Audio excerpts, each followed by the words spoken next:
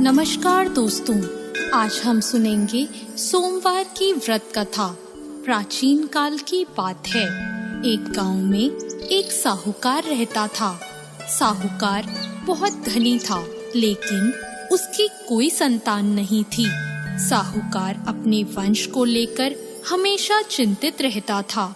साहूकार भगवान शिव को प्रसन्न करने के लिए सोमवार का व्रत रखता था और व्रत के दौरान भगवान शिव पार्वती की पूजा करता और शाम को शिवलिंग पर दीपक जलाता था।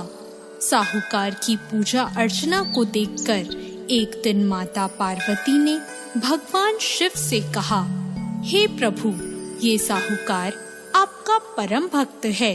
प्रति सोमवार को विधि विधान से आपकी पूजा करता है। मुझे लगता है कि आपको उसकी मनोकामना पूर्ण करनी चाहिए।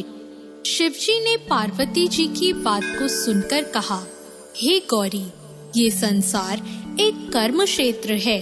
जैसे एक किसान अपने खेत में बीज बोता है तो कुछ वक्त बाद उसे पेड़ मिलता है, उसी तरह इस संसार में आदमी जैसा कर्म करता है उसे उसका वैसा ही फल मिलता है। भगवान शिव बोले कि इसके कर्मों में संतान सुख नहीं है, लेकिन माता पार्वती ने भोले भंडारी से दोबारा आग्रह किया और कहा, हे नाथ, फिर भी आप इसकी मनोकामना पूर्ण कर दीजिए। यह आपका परम भक्त है। अगर आपने अपने भक्तों की इच्छा को पूर्ण नहीं किया तो वो आपकी पूजा आराधना क्यों करेंगे? माता पार्वती के इतना आग्रह करने पर भगवान शिव ने कहा, यह साहूकार बहुत धनवान है और इसके कोई पुत्र नहीं है, इसलिए ये सदैव चिंतित रहता है। लेकिन इसके भाग्य में संतान योग भी नहीं है। लेकिन तुम्हारे आग्रह करने पर मैं इसे पुत्र प्राप्ति का वरदान दे देता हूँ।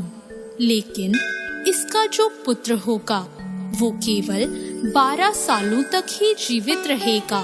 फिर एक रात्रि शिवजी ने साहूकार को स्वप्न में दर्शन दिए और कहा कि उसको जल्द ही पुत्र रत्न की प्राप्ति होगी, लेकिन उसका पुत्र दीर्घ आयु नहीं रहेगा, बल्कि केवल 12 वर्ष तक ही जीवित रह पाएगा। यह बात सुनकर साहूकार ना तो प्रसन्न हुआ और ना ज्यादा दुखी हुआ। साहूकार ने इस बात को सुनकर भी पूजा अर्चना जारी रखी और कुछ दिनों बाद साहूकार की पत्नी गर्भवती हो गई और उसने एक सुंदर बालक को जन्म दिया। बालक के जन्म से घर पर हर्षो उल्लास का माहौल था, लेकिन साहूकार खुश नहीं था, क्योंकि उसको पता था कि उसके बालक का यह जीवन केवल 12 वर्ष तक का ही है और उसने किसी को भी यह बात नहीं बताई थी। जब साहूकार का बालक 11 वर्ष का हुआ तो साहूकार की पत्नी ने कहा कि अब इसका विवाह कर देना चाहिए, लेकिन साहूकार ने मना कर दिया और उसे शिक्षा के लिए काशी भेज दिया। साहूकार ने बालक के मामा को बुलाया और पैसे देकर उन्हें बालक के साथ काशी जाने का आदेश दिया। फिर साहूकार ने मामा भांजे से कहा कि वह काशी जाते समय रास्ते में यज्ञ करते हुए और ब्राह्मणों को भोजन कराते हुए ही जाए। दोनों मामा भांजों ने ऐसा ही किया। काशी जाते वक्त जिस रास्ते से मामा भांजे गुजर रहे थे, उसका राजा अपनी पुत्री का विवाह एक ऐसे राजकुमार से करवा रहा था जो कि काना था, यानी उसे एक आंख से दिखता नहीं था। दूल्हे का पिता इस बात से चिंतित था कि अगर दुल्हन पक्ष को यह पता चल गया कि दूल्हा काना है तो राजकुमारी विवाह के लिए मना कर देगी।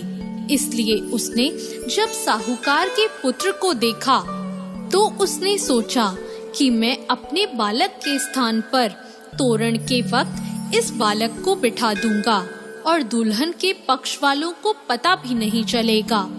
दूल्हे के पिता ने साहूकार के पुत्र को इस बात के लिए राजी किया। इस तरह साहूकार के उस लड़के ने दूल्हे के कपड़े पहने और घोड़ी पर चढ़कर तोरण की रस्म पूरी की। तोरण के बाद फेरों की जब बारी आई तो दूल्हे के पिता ने साहूकार के पुत्र से अनुरोध किया कि वह दुल्हन के साथ फेरे ले और जब विवाह संपन्न हो जाए तो यह बात किसी को ना बताए। मामा भी राजी हो गया और विवाह समारोह भी निपट गया और शादी संपन्न होने के बाद मामा भांजा काशी के लिए प्रस्थान कर गए। परंतु साहूकार के पुत्र ने दुल्हन के कपड़ों पर लिख दिया कि तुम्हारी शादी मुझसे हुई है, लेकिन जिसके साथ तुम जाओगी वह एक आंख वाला आदमी है और मैं काशी में शिक्षा ग्रहण करने जा रहा हूँ। जब राजकुमारी ने यह बात पढ़ी तो उसने राजकुमार के साथ जाने से इनकार कर दिया और अपने पिता से कहा, यह मेरा पति नहीं है, मेरा पति शिक्षा ग्रहण करने काशी गया है। जब सब जगह यह बात फैल गई तो मजबूरी में दूल्हे के पिता को सारी बात बतानी पड़ी और दुल्हन के पिता ने भी अपनी बेटी को भेजने से इनकार कर दिया। इधर मामा भांजे दोनों काशी पहुंच गए और बालक शिक्षा ग्रहण करने लगा और मामा ने यज्ञ कराना भी शुरू कर दिया।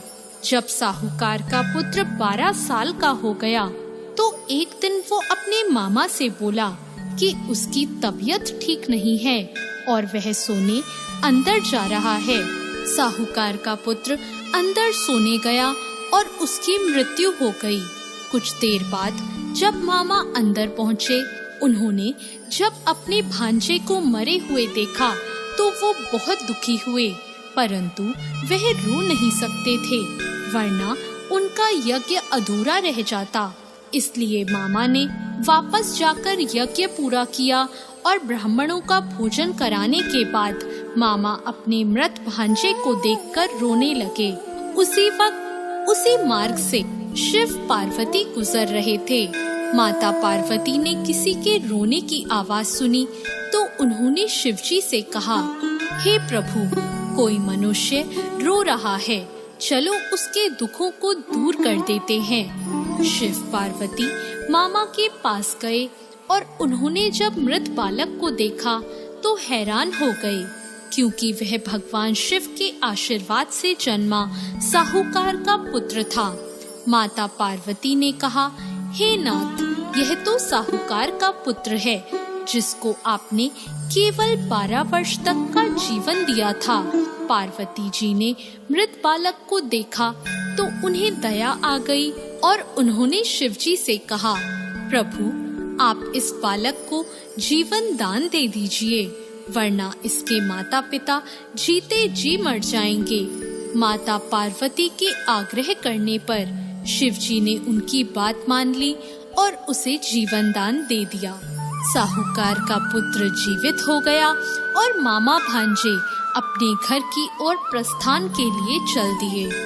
रास्ते में साहूकार का पुत्र उसी शहर से गुजरा जहां उसका विवाह हुआ था। दुल्हन के पिता ने बालक को पहचान लिया और मामा भांजों को लेकर अपने महल आ गए।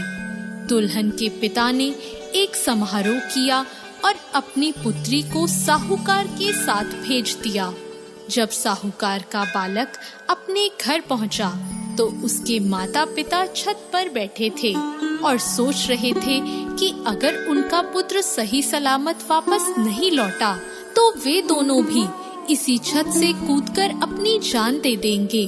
पर उसी समय उसके मामा वहां आ गए और उन्होंने बताया कि उनका पुत्र जीवित है और विवाह करके वापस लौटा है। साहूकार ने अपने बालक को जीवित देखा तो खुशी से उसका स्वागत किया और साहूकार का पूरा परिवार खुशी खुशी अपना जीवन बिताने लगा। जैसे भोलेनाथ ने इस परिवार पर कृपा करी, ऐसी कृपा सब पर करना। तो दोस्तों, कैसी लगी आपको आज की ये कथा? ऐसी और कथाओं के लिए हमारे चैनल भक्ति ज्ञान को सब्सक्राइब करें। धन्यवाद।